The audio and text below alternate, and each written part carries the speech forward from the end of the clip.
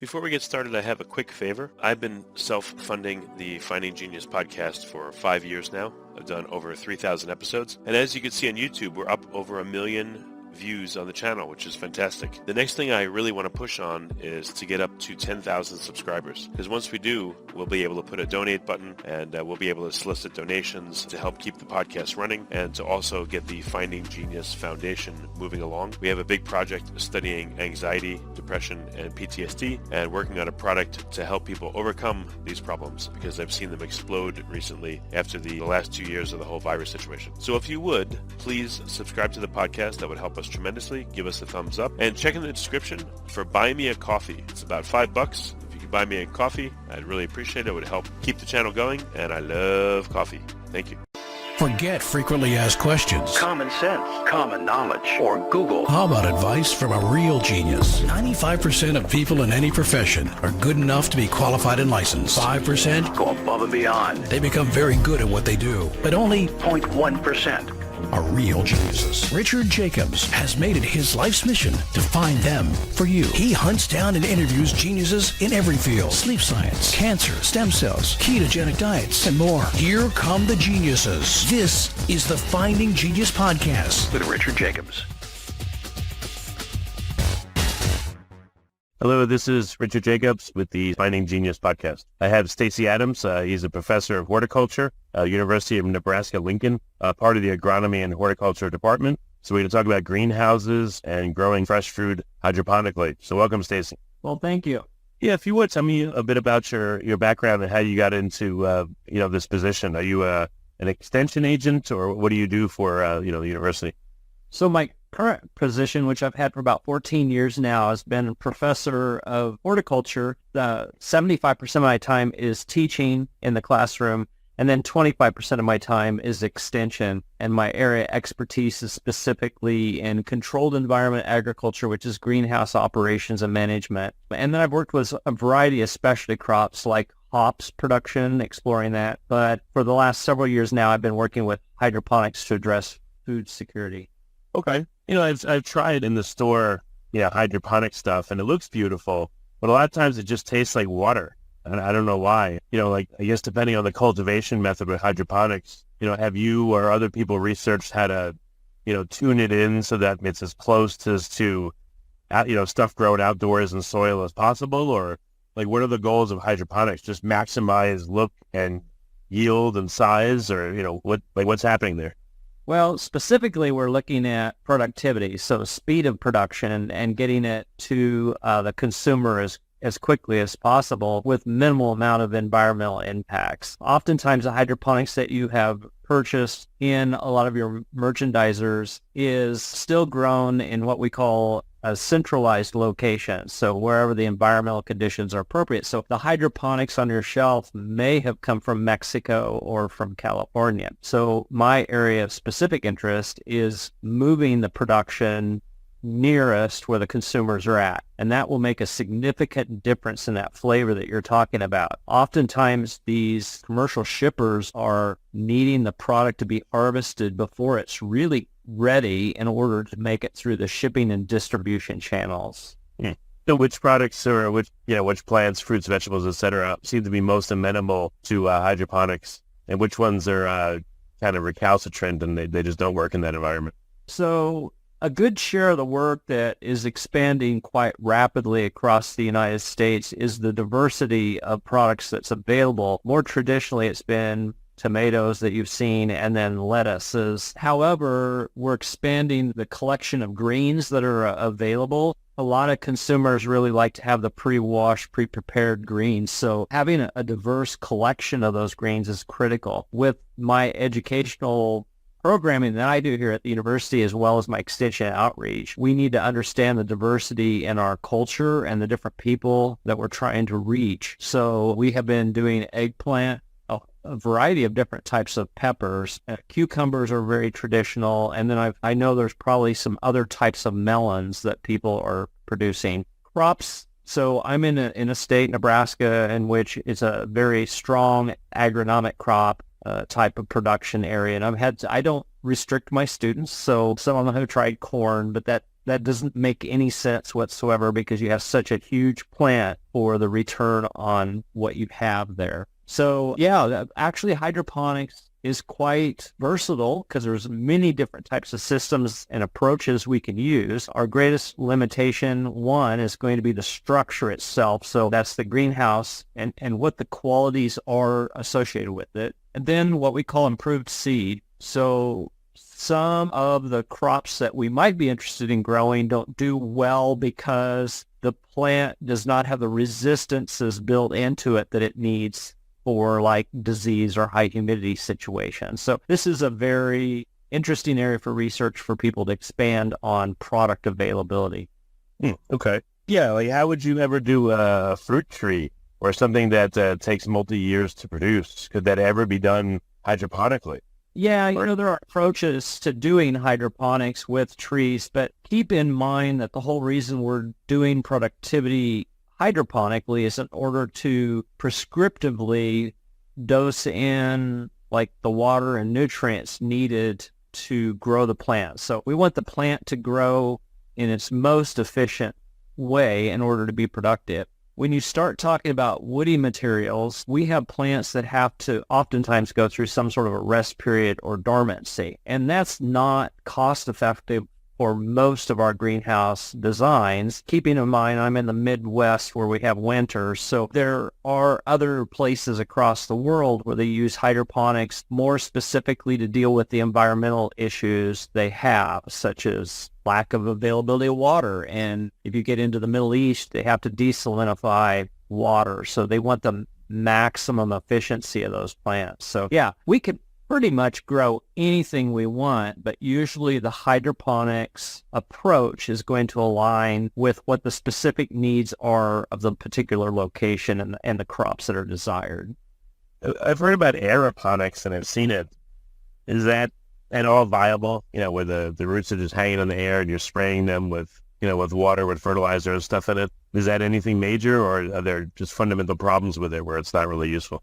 Actually, it is extremely useful, and you'll see it over in China and Japan in areas that we have very high population centers where they want to produce plants in land-limiting areas. So oftentimes what we call the urbanization of farmlands causes a problem. So when we move into controlled environment agriculture, which could be factory production, aeroponics is extremely appropriate for that situation because we can grow plants vertically, so we can stack them on top of each other, so we can have like 10 or more trays going upwards. So by going to aeroponics, what we've done is we've eliminated the weight of water, and we have provided an atmospheric mist of nutrient-enriched air in it.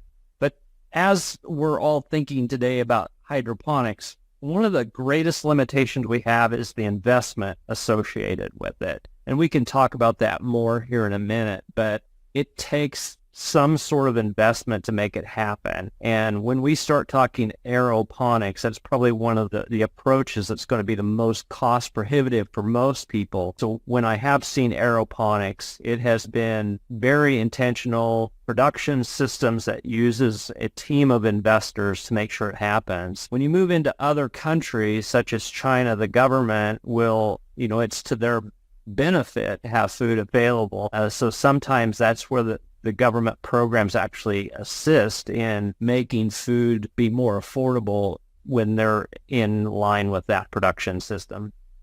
So what are some of the, I don't know if they're research questions, but what are some of the goals that you personally are working on? Like, which kinds of plants and what's the specific goals?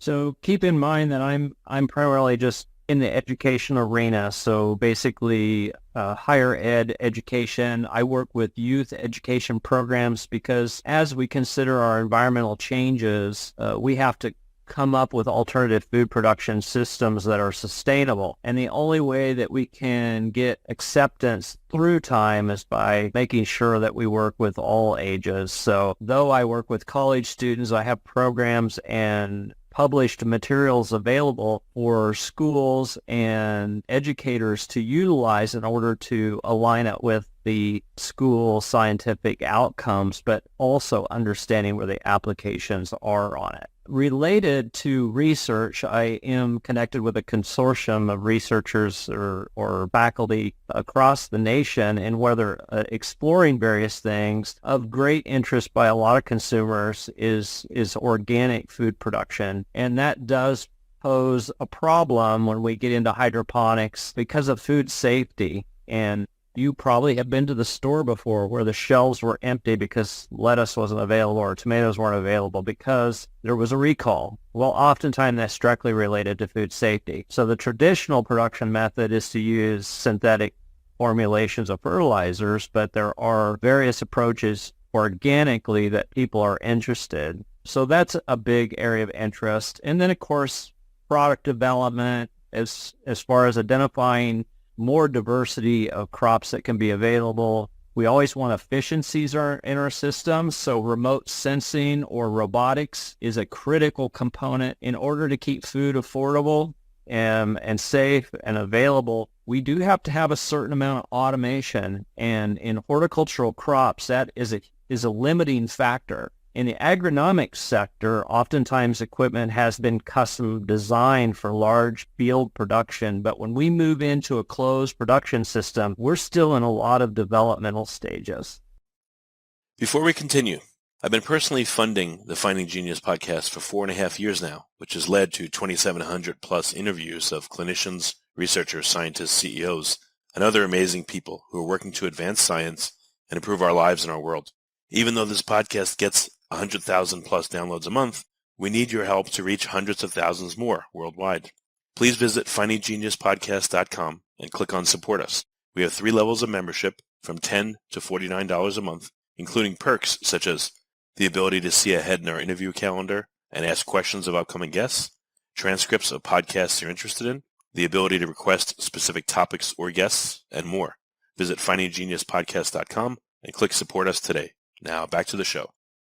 What about the greenhouses that, the systems these hydroponic plants are grown in? What about the design, the construction? You spoke about automation. What are some of the new innovations in greenhouse design, let's say? Yeah, so I'm getting along in my years in the greenhouse industry. So I've been doing this over 40 years now. And when I started, the greenhouses, we were closing them up. They used to have natural ventilation, and then we closed them up to make them a really tight and enclosed environment. And the significant trend over the last 10 years, now that we better understand plant needs and we're considering the costs associated with electricity, and greenhouse design is ever improving. You'll see oftentimes, if you see a large greenhouse operation, you'll notice that the roof line has gone very high. We used to only have 8 or 10 foot high sidewalls, and now they're 16 or 20 feet high. You'll also notice that the roofs open up, and through a lot of engineering and understanding and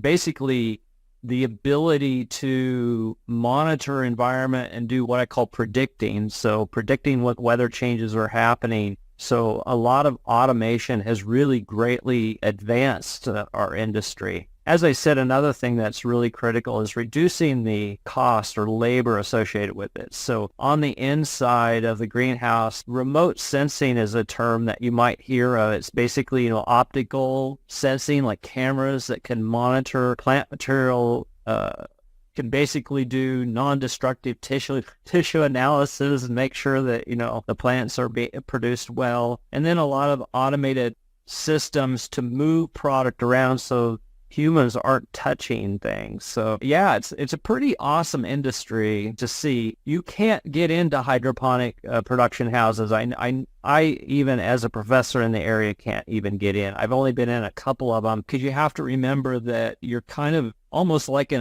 a medical surgical room. They don't want to have outside contaminants coming into their facilities. So it is pretty intensive production system. And by doing that, they reduce the amount of chemicals that they rely on in order to control for diseases or insects. Many of the products that you see on the store shelves have never had pesticides put onto them, basically because of this ability to completely contain the production system. Good, yeah. What about like nutritional analyses or, composition analyses of a strawberry grown hydroponically versus one outside? Has anyone done that? And, what are some of the major differences? Yeah, so that's an excellent question. There are researchers that are working on, one, improving the nutritional qualities of hydroponic. Also, I know the medical industry is interested in this. Is there a way that we can utilize the hydroponic solution as a way to bump up like vitamins naturally into the material that we're going to be consuming? So I'm at an institution, with all educational institutions, our hands are kind of limited of how many things that we can have on hand. And so, yeah, we don't want investors to forget that education is a key component to making these linkages happen. But one of the projects I have my students work on is they do a comparison trial of lettuce between that grown in field soil in a modified formulated potting mix, we call it, and hydroponics. So we did tissue analysis on it, and you're right, the nutrition is different between that grown in the field and that in hydroponics. The thing that you have to kind of remember, though, is it's not just the nutritional qualities, but it's also the aesthetic appeal and the palatability. And though when we got tissue analysis back, there was a significant quality difference between that grown in the field and that grown hydroponically, it was like eating shoe leather for the material that was grown outdoors. So there is a careful balance that's got to happen in this productivity. When we did the formulated potting mixes, it was nearing hydroponic production, but we improved the nutrient quality a bit. So What was anything missing in the hydroponics, or was it just different, nutrition-wise? What were the major differences? the major difference was how much you would have to eat to get the same amount of nutrition. So that makes a ton of sense, because if we're hydroponics, we have all this water available, so everything's diluted. And this is a great conversation to have, because you could have this conversation with the medical industry. We've chatted about it as colleagues here at the university.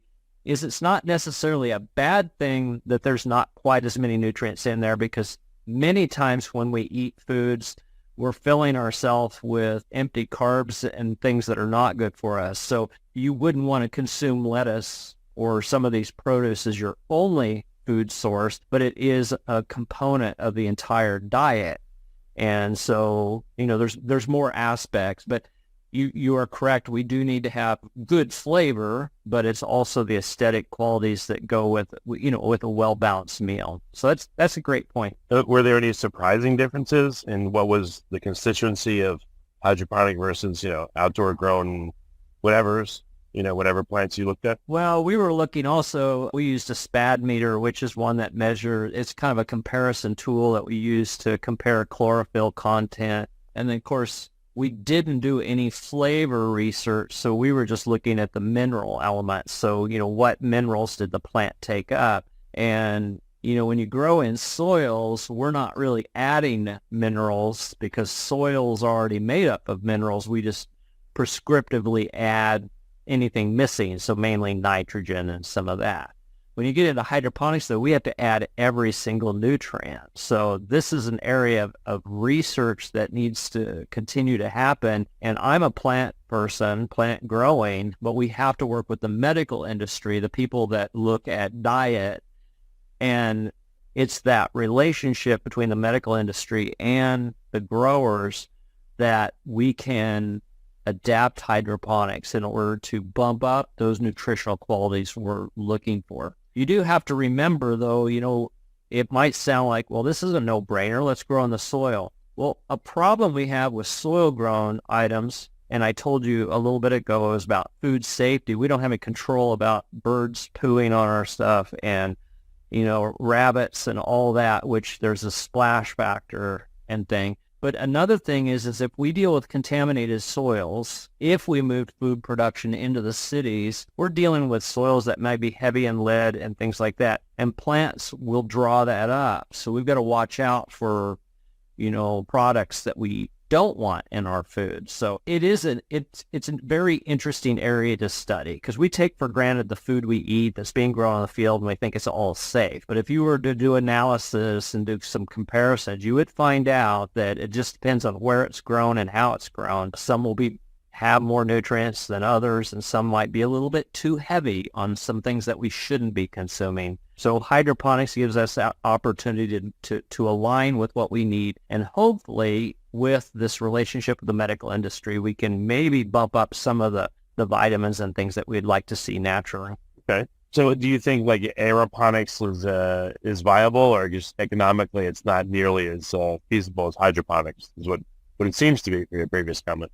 Actually, I was just in Virginia at a conference. There's the Indoor Ag Conference. There's one out in the east, and there's one coming up here in Las Vegas pretty soon. And as I said, the greatest limitation oftentimes is the infrastructural costs associated with it. Really, we're not doing anything different with aeroponics other than we've just removed the large volumes of water.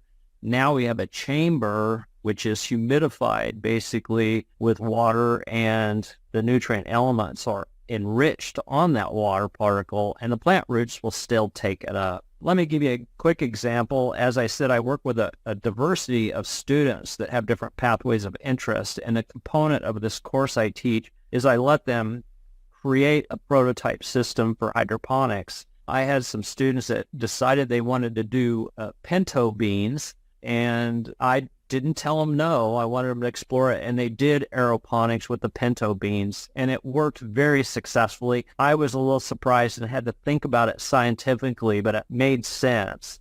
I used to manage greenhouses for a research facility, and we grew beans for 24 years. And beans are one plant that don't like what we call wet feed. They don't like to be submerged in water. So beans wouldn't grow well in a typical solution-based hydroponics. They would need to be either in what we call a substrate-based hydroponic or aeroponics, and the aeroponics was awesome. The plants performed superbly, so I called that a success for the student project. What about a hydroponic system, like let's say an NFT system or something like that, where the water stops periodically and instead like a mist is pumped through the pipes? So it looks like hydroponic / aeroponic. It kind of it alternates so that there's not so much water used. Does that system exist? Actually, you're basically talking of an aeroponics. The NFT, which is nutrient film technique, is a thin film. Basically, we have a chamber. It's a closed gutter, if you will, and the plant is suspended in that tight gutter, and the root tips are just kind of laying in that little stream of water. You probably, if you go on the internet, there's all sorts of not great information out there, and you shouldn't be doing NFT cyclic. It should be a continuous operating system. So the solution should always be flowing through an NFT. The aeroponics approach you just talked about, that's a matter of fogging the chamber. So that one does have to be monitored, determined, whether that chamber needs to be fogged or not, because you don't want to create so much volume, you end up with a lot of water. So yeah, there's a whole bunch of approaches to do hydroponics. Working in an institution of higher ed, we have a relationship with some students from Rwanda. We worked with them for about 6-year period. And, one of the things that I learned from Rwanda students, and I had some Indian students, is that when you get into these countries that are emerging in, how their infrastructure is, oftentimes electricity is one of the biggest challenge they're dealing with, whether it's going to be consistently on or if there's interruptions. So aeroponics and NFT does not work well when you have any sort of interruptions in your supply. So when we start looking at situations where we're concerned. It could even be in rural Nebraska where we don't have, you've got many miles of electric lines, and the potential for an outage could impact your production facility within hours if you don't have power. So that is one of the decision-making processes when somebody sets up a hydroponics operation, is what we call resiliency in the system. So can the plant survive for a period of time without having a cycle? So yeah, these are all great questions to consider when we design it. Oh, in rural areas, why not have like a water tower so you have a head of water that can continue the system if there's an outage for a couple hours? Yeah, you could do that. Water is a concern. So how we're going to reserve the water, having towers, that's quite an infrastructural item to put in. Oftentimes hydroponics, they're going to store the water below, the ground because it's easier to have tanks on the ground level. So you're dealing with this pump situation. A lot of the big hydroponic places that I've seen in the Midwest, specifically for greens and lettuces, are using what we call deep water culture. And that's a very resilient system. You could be without power probably 3 days and it wouldn't really affect the crop because they're just floating on the solution. Quick question comes to mind. Does anyone oxygenate the water that's used in a hydroponic system, whether it's deep water culture, floating mats, NFT, whatever? And if so, does that make a big difference?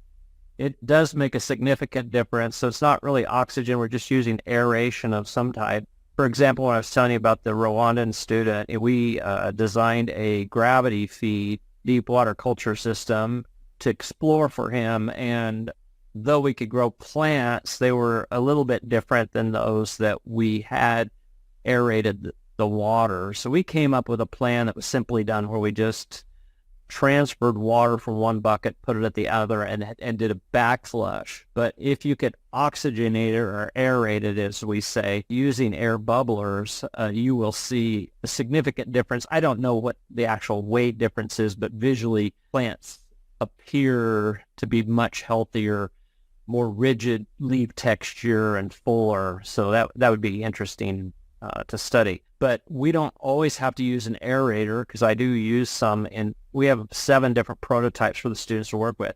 But sometimes it's just a matter of having the water flow.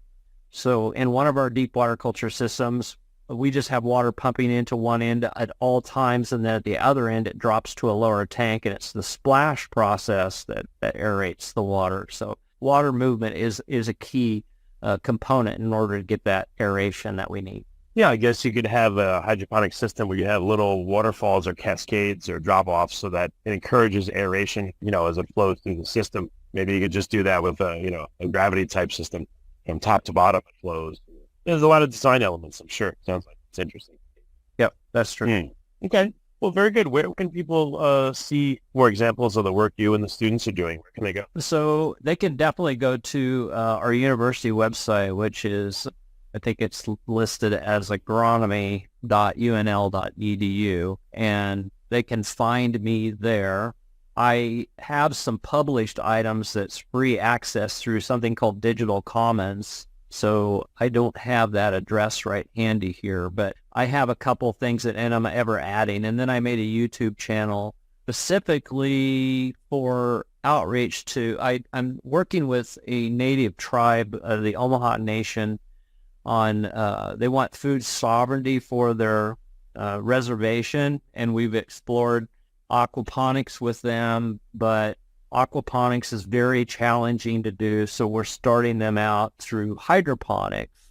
And so I've created a YouTube channel that's public access, and it's under Stacy Adams on YouTube. So, I mean, you can kind of see some of that. I mean, I'm going to be building onto that YouTube channel so that as an extension outreach person, I'm giving programs all the time, and I thought, it seems like a dead spot for my presentations to just do it once and done. So I'm going to be spending some time capturing various topics to load into there.